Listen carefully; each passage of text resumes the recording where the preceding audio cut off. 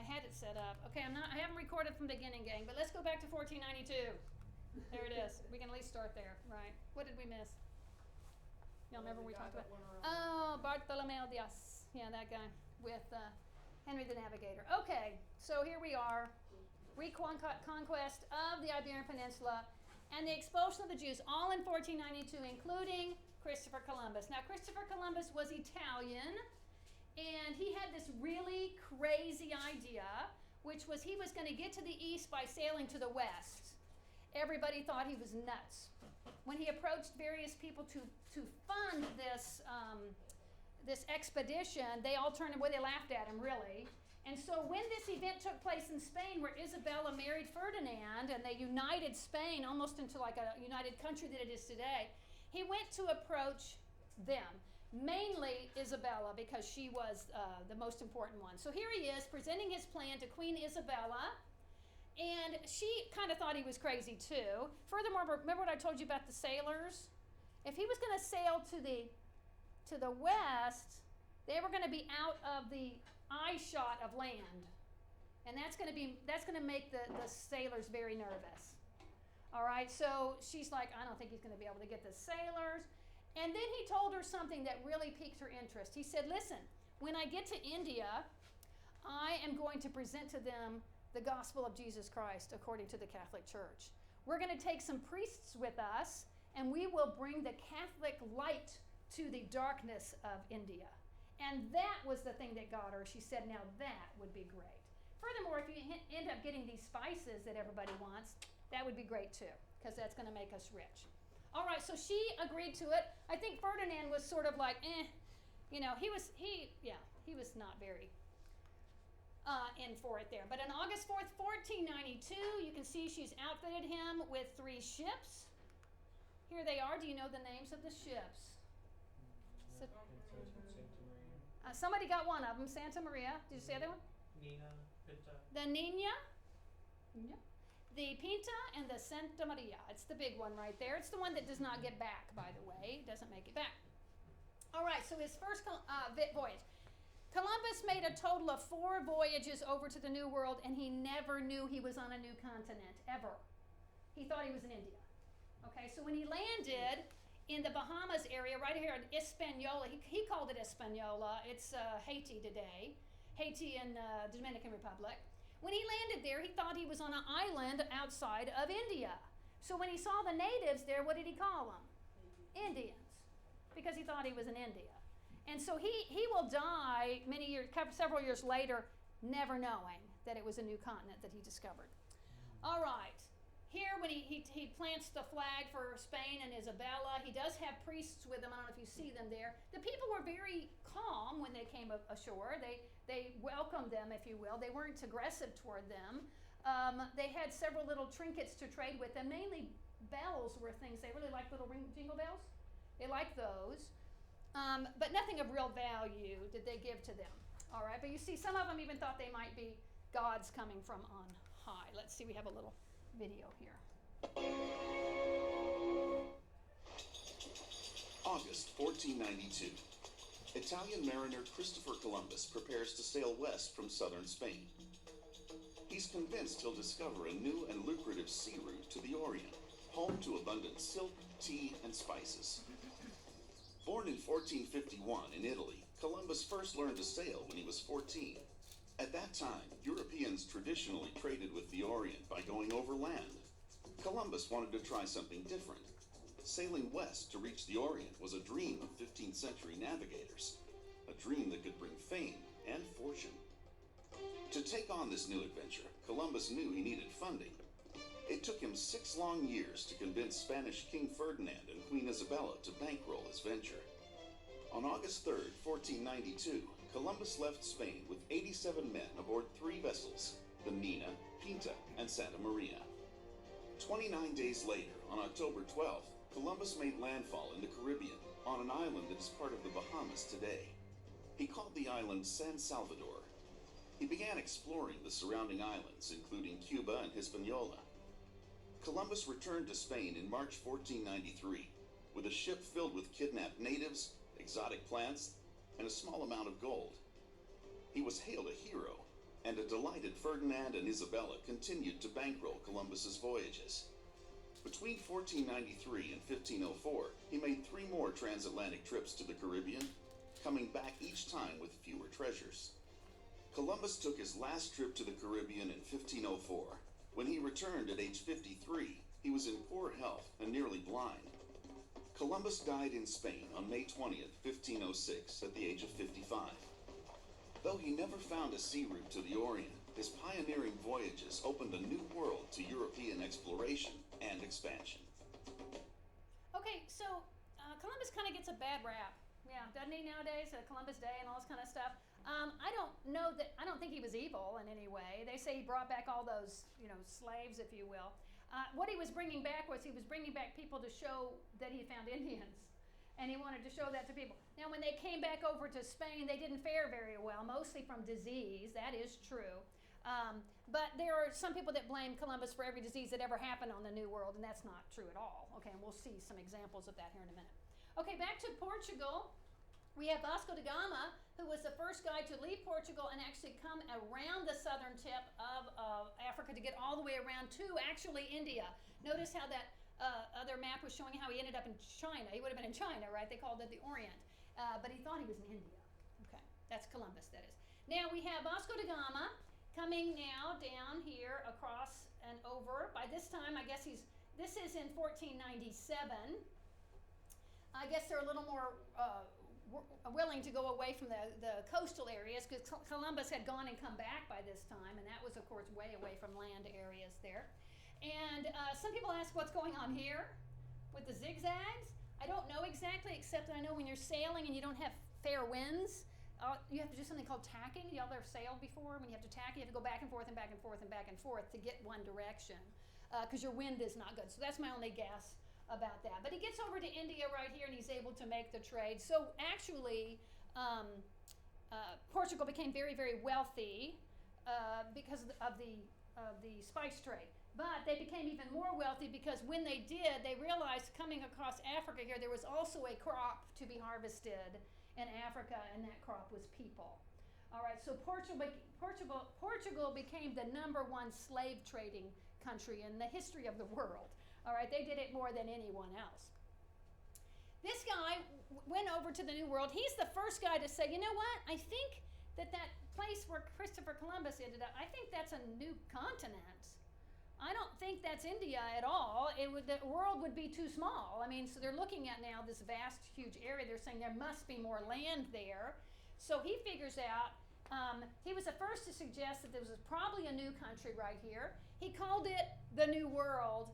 And furthermore, when he was on one of his trips, he decided to make a map of that. So when you're making a map, you have to be very, very detailed about all the little nooks and crannies of everything along the shore there. So here's the map he came up with. So I believe this is the New World right here. So he didn't know how big it was out to the west right there. But you'll see right up here at the top is his picture. So what happened was he made this map and he sent it off to a map maker to make it more beautiful. Okay, it was a German guy who made these maps. So he'd sent all of his data and he shipped it up to him. And at the very top, he put a picture of the guy. And you see his name right there, Amerigo, and it was the German map maker who said this new world will be called America. So that's where the word America comes from. It comes from Amerigo Vespucci, who was the first one to realize it was a new continent. So Spain and Portugal, a new world. So now we have the Spanish over in the New World. The Portuguese now want their part of the New World, so they start fighting over, well, I was in this land. So we're mostly talking about South America now. Because South America is way to the east of North America. If you've ever seen that on a globe, it's way over. So they were hitting that first before they even knew North America was there. And so they started to fight over, well, part of this land belongs to me as Portugal, part of this land belongs to me as Spain. And so here it is. See how much farther to the east it is? So I think, like Florida, if you come straight down, you'll end up just hitting the very edge of South America there, straight south. Okay, so they sail off there together, all right? So there's a big argument, and they take their argument to the Pope. The Pope is this guy. This is Rodrigo Borgia, remember him? He was the one with the daughter Lucretia and the son Cesare and those people. And they brought it to him, and he said, okay, I will settle this. They have no clue how big the land is over to the west. Okay, they really don't know anything about any of this at all, and they have no clue how big it is out this way. And so he comes up with this Treaty of Tordesillas and the line of demarcation that he draws right there. He said, okay, everything to the east of this line belongs to Portugal, including any islands or anything like that. Everything to the west belongs to Spain. So do you know what country is right there today? That's Brazil. What language do they speak in Brazil? Portuguese. What do they speak in the rest of South America? Spanish. Except for Suriname, which speaks Dutch, and Antigua that speaks English. One of them speaks English. No. So did you know they're only called Latin America if they speak a Latin language? So in other words, Suriname and Antigua are not Latin America, even though they're in South America. So that has to do with the language. Okay, so let's see then what they found over there in the New World. Now, let's start with the Maya. So the Mayan civilization, by the time the Spaniards arrived in Mexico, which is going to be much later, still in the early to mid 1500s, the Mayan civilization was long gone. So when they say that Europeans brought all the disease that killed all these things, no, well, the Mayan were gone. They had already died off. They probably were conquered by other tribes. But they left evidence behind of what they were there, and they had this incredible civilization there. There's some of their art. We know of some, if they have time for art, then they have a nice civilization going on. So they're in the middle part of Mexico right there. In fact, is that right? Is that the Yucatan Peninsula? Does anybody know? I think that's the Yucatan. Very thickly wooded area. All right, this is one of the ruins that you can go to today. It's called Tulum, and it's in Cancun, Mexico. And it's beautiful because when you get, do I show this scene? On the other, so this is what it may have looked like in its heyday. Look at, there's the ocean right over there. So when you look over here, you climb to the very top, you look out, you are looking at the sea, at the Caribbean. And this sea breeze comes, that's beautiful. I've climbed up, the steps are really tall steps, Aztec steps, you know.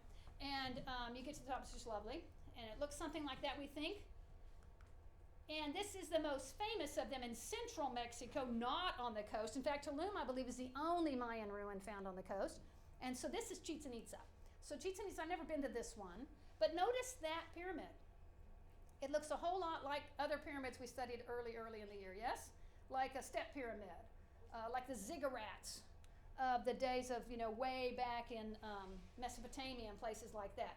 So we're going to see that here's what it may have been like. So we had a leader of, like a tribal leader who would have been the king of the Aztecs, and he had this grand civilization, and he's standing probably on top of that temple, and there's other temples right there. When the Europeans showed up, they were horrified at what the temples were for, okay? And we'll see that they were for human sacrifice, daily human sacrifice, okay? So here are some of the art that has survived. We can see some of the noble people of the time. And you may notice something about them. They have strangely shaped heads. They felt like that a long head was very attractive. And so what they did was they put little, like, trainers on their babies' skulls when they were little, causing their heads to become very elongated. They also would hang little things in front of them so that they looked cross-eyed, because they thought cross-eyedness was very attractive. Don't get it. I don't know if that could stick that way, but anyway. They did that, and you can see they ended up with, and so we have, for instance, a skull, and this is somebody's artistic, vision of what it would have been like. That area right there on the top of the skull that shows that indentation is where that board would have been on this kid's head while he was growing up. All right, so for some reason they thought that this was attractive. We have been able to unearth some ruins right here. They played this game that was, I don't know if you want to call it like basketball, but it was putting a ball through a hoop, if you will. I do know in some of these games were so intense that the losing team would be sacrificed and put to death for losing the game. So it was like a game of life and death. They play this as a road to El Dorado. Oh, do they? Okay, and the ball, I think, is made of some sort of leather-bound something, and it's not very big, and it fits through those holes. Anyway, I don't know how you actually get it through there, but apparently people can play it today. Yeah, so.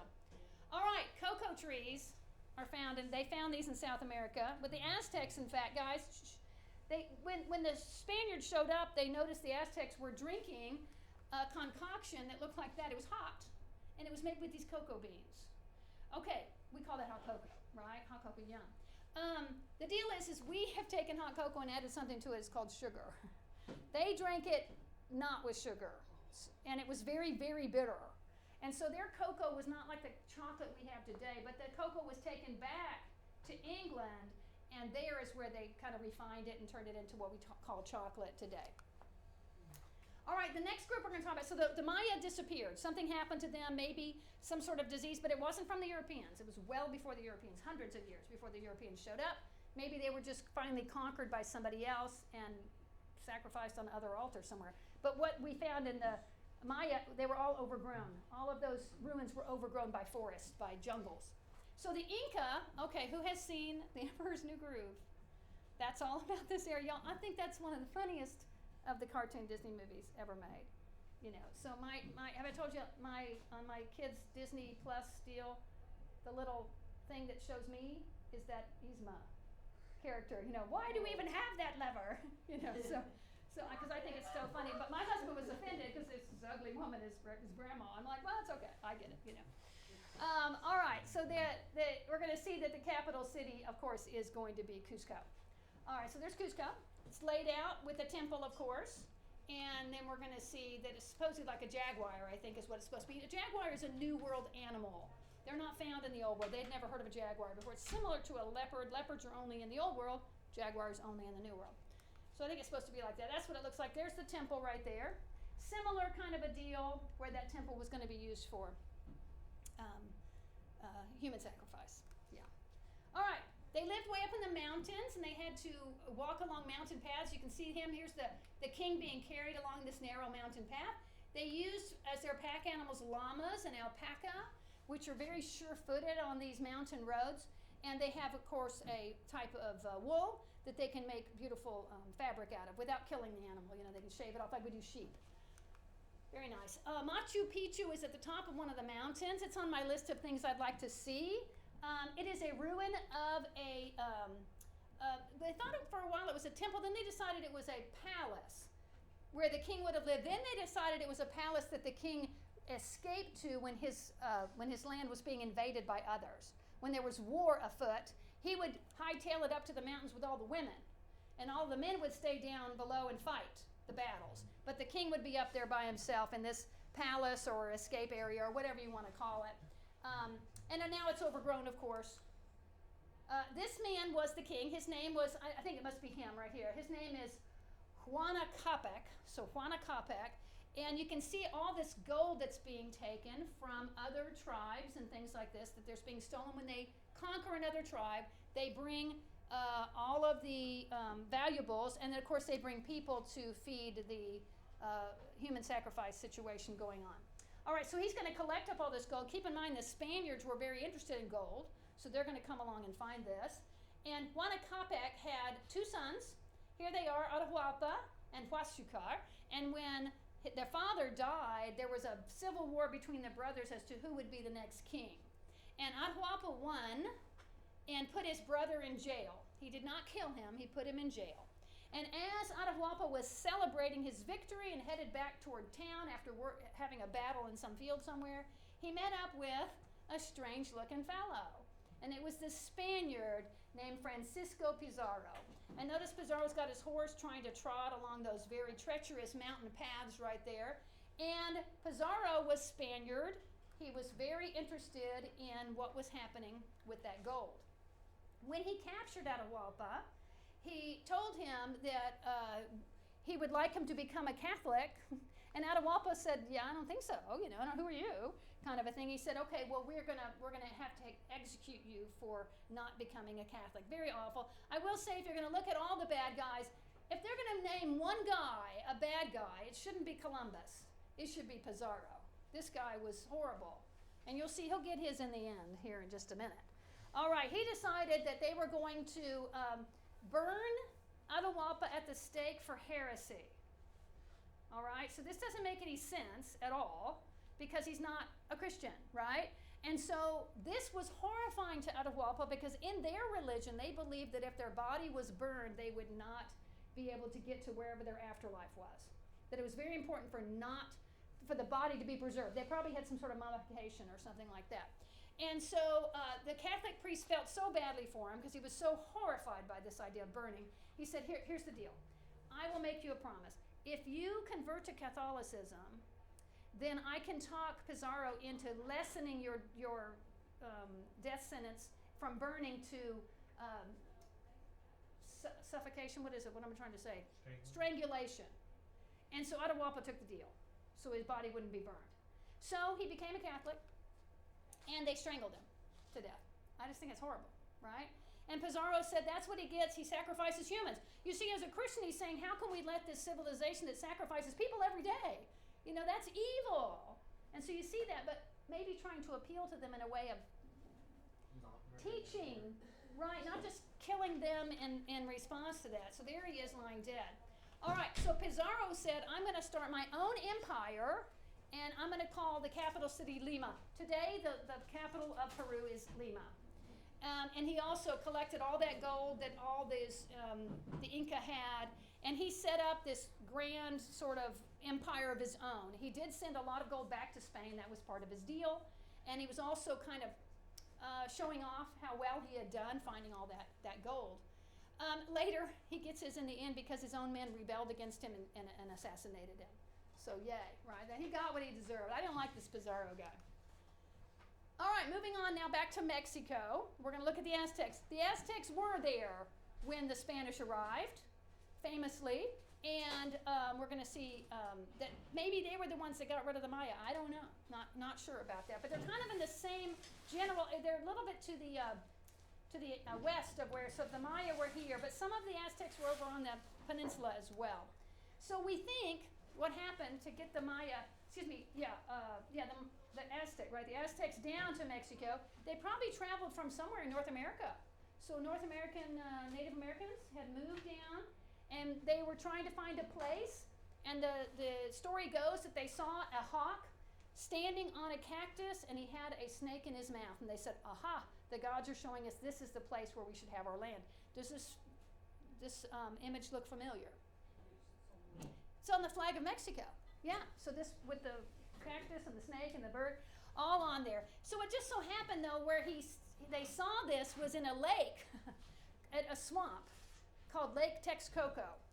And they said, I think this is a brilliant idea. Let's build our city in the lake. All right, so they decide to make the city in the lake by putting a bunch of dirt into the part of the lake right there. I think I'll show it to you here in just a second. And it kind of gives them a moat. So they kind of build it, put the land out here, and they have a natural moat around the city now for protection. And then you can see they have a lot of canals too right here. And then their roadways have little bridges over them that can be taken up like a drawbridge. So here's the lake. Right here is where they built Tenochtitlan. So Tenochtitlan is the name of their capital city. They're on Lake Texcoco. So here, Tenochtitlan. Today, here it is. Today it's still there. It's called Mexico City. So Mexico City is built on a swamp.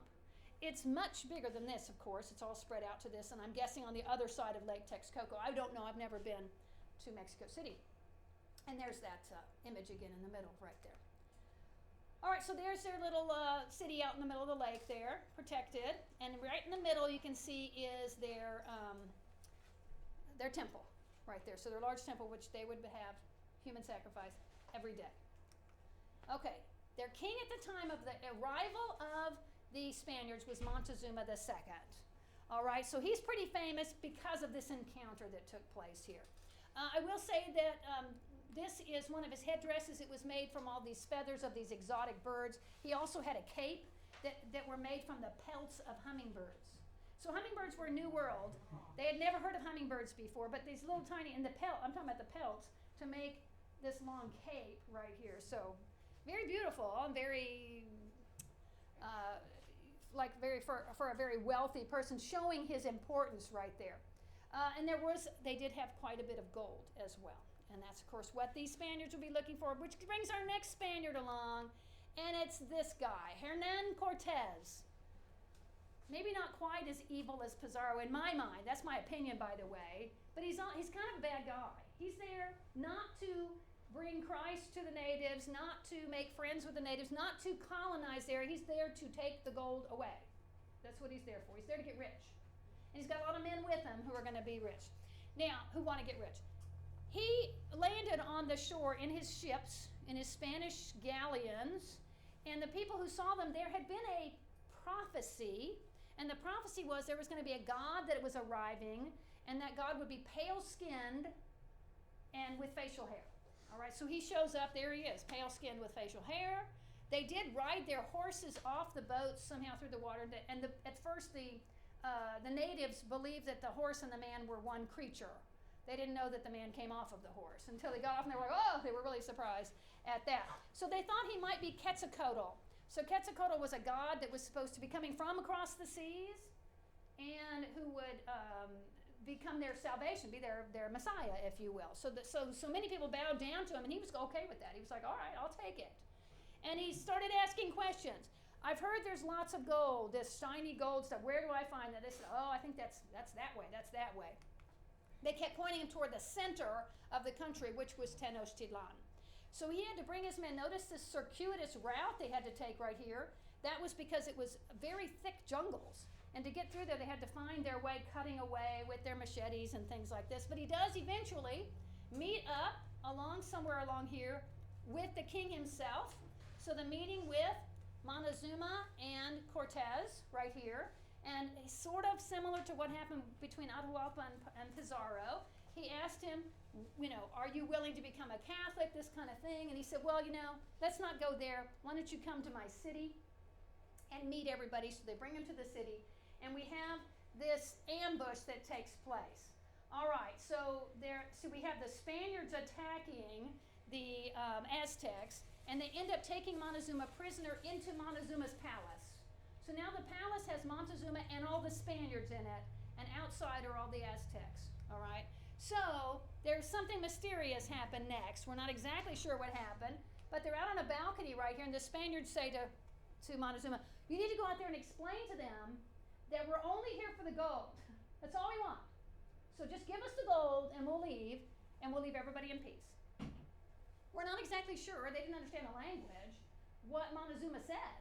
But whatever he said caused the people to riot and throw stones at Montezuma. And they killed him. All right, so now that one trump card that the Spaniards had in the thing was their king, he's dead. And now they're sitting there stuck inside this palace. They're basically being sieged. And so they come up with an idea. Say, okay, let's wait around until they're not expecting it, and let's sneak out at night. We're going to sneak out. All right, it's called La Noche Triste, which means the very sad night. They're going to make the escape. They think nobody's watching. The Aztecs were waiting for them. They were waiting in ambush for them. As soon as they started to exit out of the castle, they were attacked immediately. The soldiers, some of them on horses, some of them walking, had sewn into their jackets and stuff gold. All right, so because they were trying to get out with the gold without having to carry it. So it's all sewn in there. They're very heavy. Their horses are straining, this kind of thing. Remember I told you they could pull up the parts like a drawbridge? Okay, so they pulled up all of the roadways. The men are trying to escape. The Spaniards, they're falling in there. They're sinking to the bottom because they're filled with gold in their pockets. And they drown. That's why it's La Noche Triste. Very sad. Many of them died. Cortez got away. He got back to his ships back on the coast, sailed back to Spain, and he said, give me an army to get back there.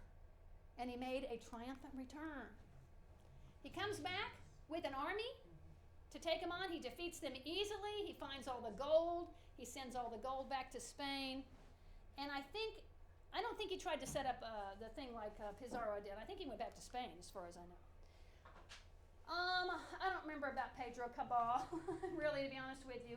He's going to be part of South, so I think he is a Portuguese sailor. This guy, though, you would have heard of Ponce de Leon. You've heard of Ponce de Leon? All right, he's a Spaniard. He had been on a couple of expeditions with other Spaniards prior to his expedition here. He's down here in this area. They know that there's a land to the north. They have no idea how large it is. But he hears a story. What story does he hear? He hears there's this very special fountain that you can drink out of, and it's called the Fountain of Youth. Now, there is a little bit of mystique. In other words, maybe the story's not completely true. He didn't go there just to find the fountain. I don't know that he believed in it, that kind of thing. But we always tell the story, right, that he's going to find this Fountain of Youth. He actually ends up landing in the northern part of Florida. He landed there on Easter Sunday, and there were lots of flowers blooming, and he said, oh, this place is so full of flowers, I will call it Flowers, Florida. And that's what it means. So that's what it's called. It kept that name, and it was quite beautiful. Oh, I don't even show him trying to find that. Where did he go after? Let's see. Okay, so today, the oldest city in our country, by the way, St. Augustine, Florida. They will compete with Santa Fe, New Mexico, but they really are the oldest continuously occupied city in America, St. Augustine, Florida. He went around here a little bit and kind of looked at it. He didn't have any idea what was going on here in the Gulf of Mexico. He did not, by the way, find the Fountain of Youth. Balboa. Balboa is the first guy to see the Pacific Ocean. In fact, he's the one who named it. He gets across this little bit of land here because they're still trying to figure out how big everything is.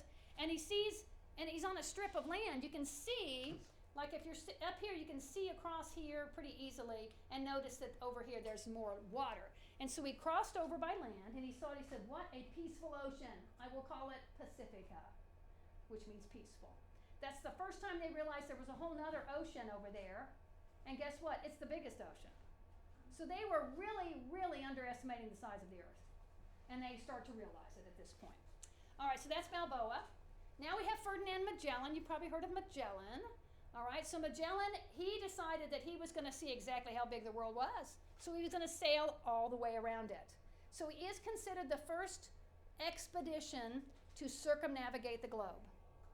Now I say it that way because he didn't make it the whole way. All right, he did not survive the trip. But his expedition did. They came back to Spain and said, yes, we made it all the way around. Here's the things we saw, this kind of thing. There he is. He was in the Philippines, actually, right there. When they landed, he was attacked by the natives there and killed. Ferdinand Magellan was. But his guys got out and said, let's get out of here, took the ship back to Spain. Cabeza de Vaca. You got to like Cabeza de Vaca. His name means head of a cow, right? Yes. Anybody taking Spanish? Cabeza de Vaca, right? I'm not very. He's the first guy to enter into Texas. All right, so he's the first Spaniard that we know of to enter into Texas. All right, so he comes along here to Florida. He's going to go on a trip with somebody else. He is not the commander at all. He's kind of a lower level sailor. But what happens is there's a shipwreck. Somewhere, I don't know if it was here or up here, there was a shipwreck, and almost I think only 5 people survived it, and he's one of them. And he decides to get on land. He's no longer has a ship, and he gets on land here at Galveston. He meets up with some Indians called the Karankawa Indians. It turns out the Karankawa Indians are very famously known as cannibals. All right, so they're a little concerned at this point. So they're trying to prove to these cannibals that they shouldn't be eaten. And so they perform little tricks and things like for them. They think they're sort of magicians and this kind of thing. They do end up getting away, but they end up hiking down into the lower part of Texas, where it's sort of dry and not a whole lot of natural resources and this kind of stuff. So they're trying to get back down to Mexico, okay? Notice their route. They come down south here. Why in the world did they go back north? I do not know, okay? But they did, and they were gone for a very long time. I'm talking a couple of years, 4 years, before they made it back to Mexico. When they get back, they're like, oh my gosh, we were sure you were dead. I mean, you're shipwrecked. I cannot believe you're still here. So he starts to tell the story, and he's the first one to tell of hearing of the story of the cities of gold, called El Dorado. Yeah, the 7 cities of gold. And it turns out that was not a true story, but it's going to send lots of people up into that area looking for these cities of gold. What we think they saw, I guess we'll get to those guys. Yeah, what we think they saw were like pueblos that would have been maybe white in the sun, and they would have been kind of glowing and maybe in the sunset looking kind of gold or something like that. This is De Soto, Sir Hernán de Soto, and he's going to be the first guy to discover the Mississippi River. The first European to discover the Mississippi River. I believe that, he does die on the visit here, right here, and they buried him in the side of the Mississippi River there. But notice that was his second trip there, I guess. Coronado's our Spanish explorer who was the person we accredit with discovering or finding the Grand Canyon. All right, so he finds the Grand Canyon, and notice he gets into Texas a little bit too, right up here in the northern part of Texas. Oh, he's definitely looking for El Dorado. He's looking for the cities of gold, never finds anything even close. It's very bleak out there. In fact, we know this area is very desertous, this kind of thing. So Santa Fe, New Mexico is one of the cities that was founded at that time, and they claim to be the oldest city in the country, but they fight with St. Augustine. I think St. Augustine wins that one. All right, the Spanish Main. So everything you see in yellow right here, which had been given to Spain essentially by the Pope when he had that line of demarcation right there, it was considered the Spanish Main, part of their mainland, if you will. And it was off limits to anybody who was not Spaniard. All right, so there were some other sailors from other countries who said, wait a minute, this whole New World thing, we want a part of this New World thing. Well, they were going to do that by avoiding the Spanish Main, but look at all the other land up there. Ooh, there's some spots up there to look at. We can see here now we're going to have some sort of trade that's being set up now between the Americas and Europe. So the new foods to be found over in the Americas, we have squash, pumpkins, I know avocados, turkeys, zucchini, corn, tomatoes, potatoes, sweet potatoes. Those are all New World foods. They didn't know anything about them before the New World. Pineapple would have been maybe from the island regions there. And then they brought here things that these people had never heard of, things like citrus, grapes, bananas. Sugar, it turns out sugar loves to grow in the kind of climate that's in this area right here. Down in the islands especially, the Caribbean area, perfect for sugar growing. And they had all this land available because the people, I don't know, they just died. Now they're catching diseases from the Europeans and smallpox and things like that. Even less deadly diseases that are deadly to them because they had no any kind of immunity to it or anything like that. Okay, also a lot of livestock was coming over. So notice we got turkeys from the New World, and I know things like jaguars, but they are not livestock. We don't eat jaguars. Have you ever heard of a tapir? You know what a tapir is? It's sort of like a pig with a long snout. Those are South American. Some of the monkeys are called New World apes, and New World monkeys are only found in this area, and mostly South America for those. All right. Oh, it did say diseases. Diseases, smallpox, influenza, typhus, measles, malaria, diphtheria, whooping cough, all those things brought out with zero immunity for the people that were confronted with them. Okay, our Spanish treasure fleet. So the Spaniards, of course, continue to collect, if you will, the gold, all the gold, and they take it all back. You would think Mexico today would demand Spain to bring back some of that gold to Mexico. All right, so we see our Spanish treasure fleet all the way down here, mostly to the south, and you're going to see this area is open and ripe for the picking. So there's a Spanish galleon. There were many shipwrecks along the way. People are still discovering Spanish shipwrecks with gold on them, and there's rules about that. If you find it, some of the gold might belong to the country whose waters it were. But if it's international waters, the gold is yours. You get to keep it. Sometimes they go to museums and things like this. So another thing that was imported from Spain, especially, was Catholicism. All right, so that's brought over.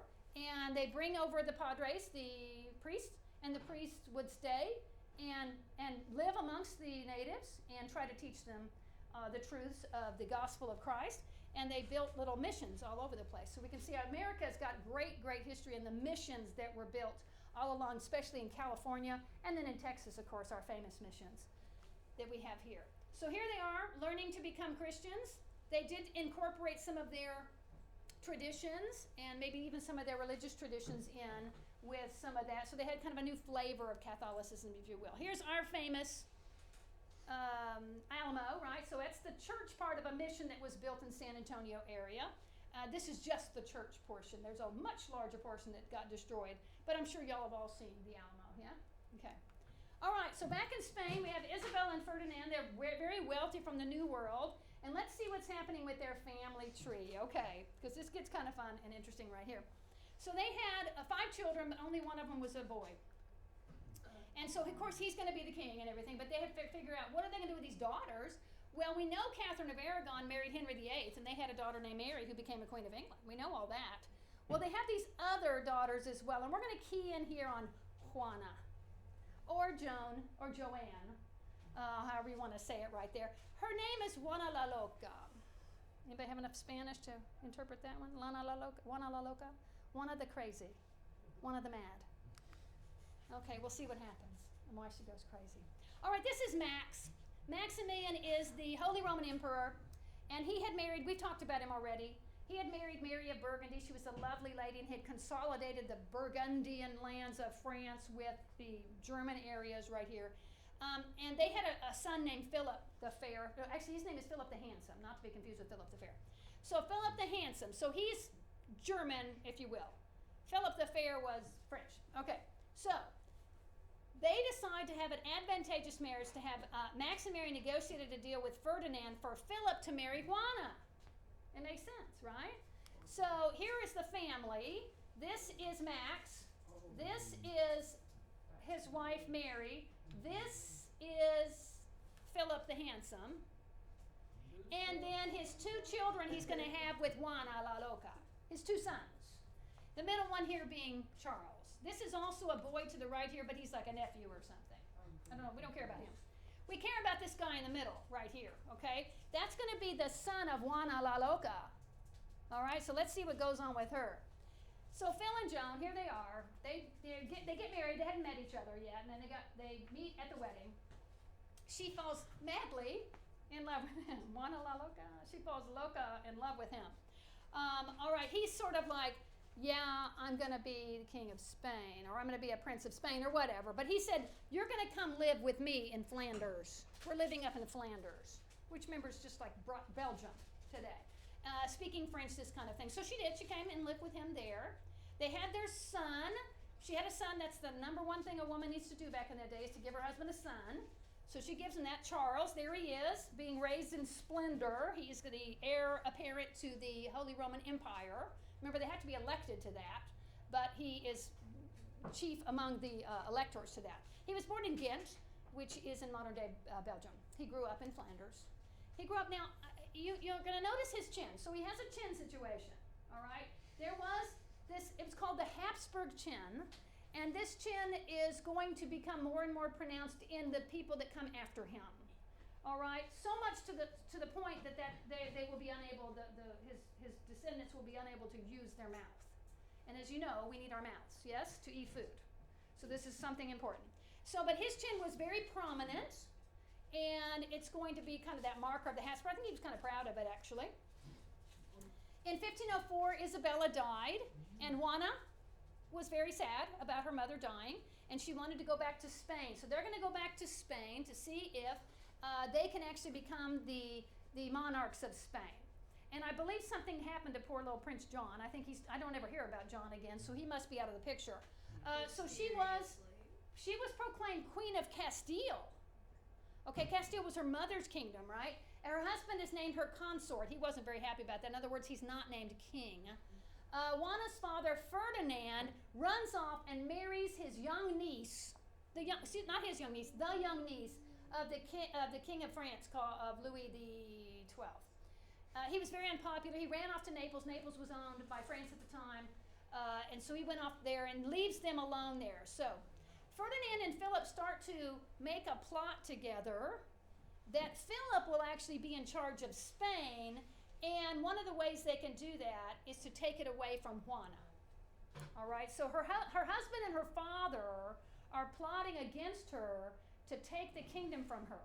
I think unbeknownst to her at the beginning. Remember, she loves her husband very much. I don't know how crazy she is about her dad. She has her little son, too. And then came the day where her husband is playing tennis. Now, remember, he was up in the Flanders region. It's much cooler up there. Here he's down in Spain. It's much hotter. It's a very, very hot day. And he's playing tennis. And he says, I need some cold water. Somebody get me some cold water. So he drank a giant pitcher of cold water, and then he keeled over and died. So now Ferdinand is alone. I mean, so Juana she's alone. She has nobody to contest her being the queen of Castile except her dad. All right, so her dad's going to kind of step in. But this incident of her husband dying put her over the edge. All right, this is her crazy. This is her La Loca right here. All right, so this is where she gets the moniker Joan the Mad. I will say that later on it was really her father kind of emphasizing some things that made her look even crazier than she really was. But now she was filled with grief. Okay, she was very, very upset about her husband's very sudden death. And so as they're taking him, they're actually taking him on a journey. I guess they're going to go to take him to travel. I think they're going to end up burying him back in Flanders.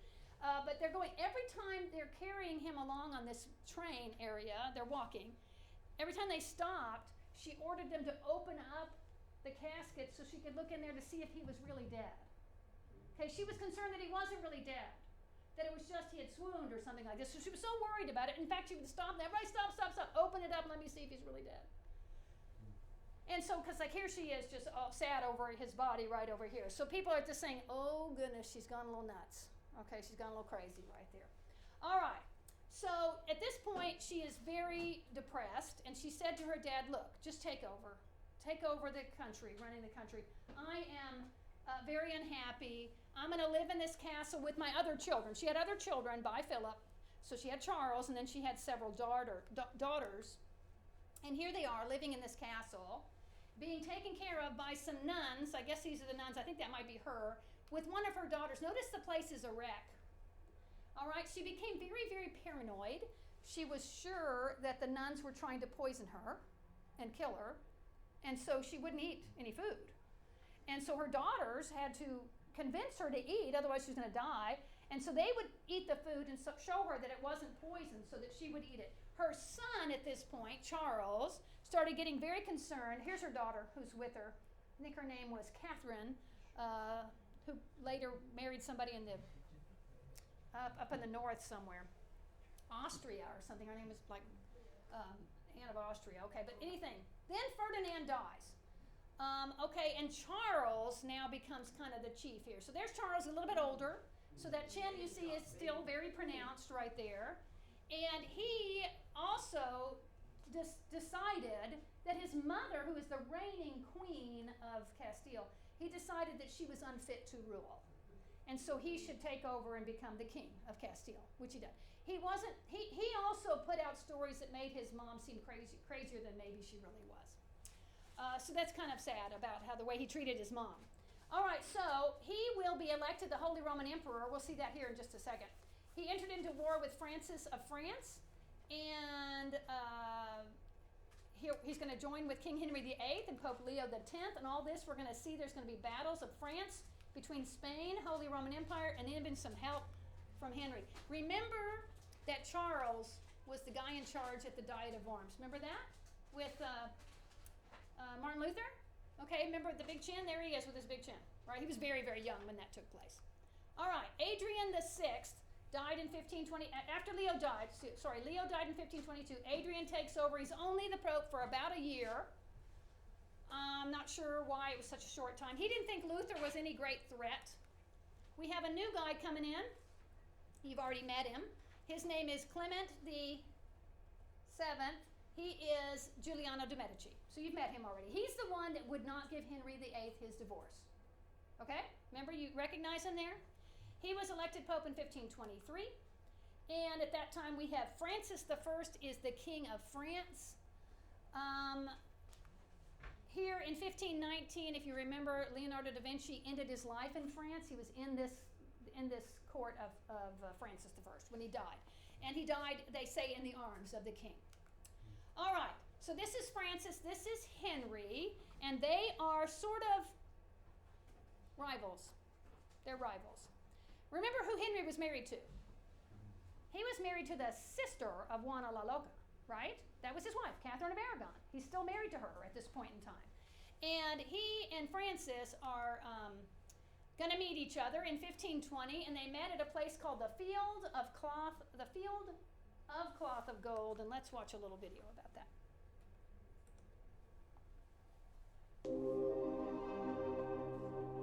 Hello and welcome to HistoryPod. On the 7th of June 1520, Henry VIII of England and Francis I of France met for the first time at the Field of Cloth of Gold. In 1518, the English Cardinal Wolsey had negotiated the Treaty of London, a non-aggression pact that was signed by the 20 major European powers at the time.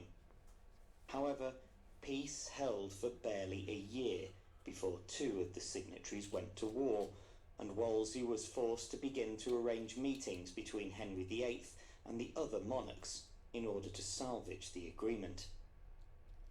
Francis I of France was barely 3 years younger than Henry and, like his English counterpart, was keen to display the grandeur of his court. Consequently, both monarchs approached their forthcoming meeting as an opportunity to outshine the other, resulting in a more than 2-week-long festival of riches and entertainment. The meeting itself took place between the communes of Ardres in France and Guisnes, which at the time was under English rule. Both rulers erected lavish temporary palaces and pavilions due to the castles in the nearby communes being in a particularly poor state of repair. The extensive use of cloth of gold, which was woven with real gold thread and silk, would later give the site of the meeting its name. The extravagance of the two kings knew no bounds, with Henry's encampment even featuring a gilt fountain that ran with wine and claret. The event also featured such competitions as jousting and wrestling, with Henry being defeated by Francis in the latter. Yet, despite the joviality provided by these games and the other entertainment, including banquets and displays of exotic animals, the meeting ended on the 24th of June with little political progress. Less than 3 weeks later, Henry signed an alliance with the Holy Roman Emperor Charles V, Francis's main rival on the continent. All right, so we're going to see next week what happens from. In fact, we're going to go back in time a little bit and see how there were actually 3 people competing for that Holy Roman Empire, emperor, and they were Francis, Henry, and Charles. And Charles is going to end up getting it. And then Henry's going to back him. It's very, very complicated. We're going to see how the Pope's going to get involved, all this crazy stuff like that. But we're going to end today with our other explorers. We have Giovanni Verrazzano. So this would have been the explorer that was coming over, and he ended up in North America. And I believe he is French. He might be Italian, but he's sailing for the French. And so this area over here he's going to be claiming originally for the French right there. Notice he gets up into the New York Bay area and along the coast, all along the coast there. And then Jacques Cartier, of course, was definitely French. He's going to end up in Canada. You know, there's a portion of Canada where they speak French, right? In the Quebecois area. And so he's going to up here. We have Cartier. You recognize this name? It is, he thought he had found diamonds when he was in North America, when he was in Canada, and it turns out it was quartz. It wasn't diamonds at all. But today, Cartier is a very famous jeweler over in France, and he's very big into diamonds there. And then we have Samuel de Champlain, and Champlain came along. We have Lake Champlain up there in New York. He came along this route right along here and into the upper part of America right here that is part of New York State now. All right, I'm done with y'all. Out you go. Leave your notebooks for me on the table. I'll come get them.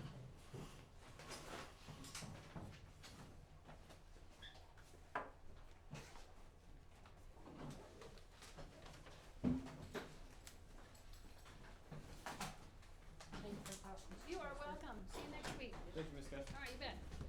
Have a good week. You too. All right, you bet.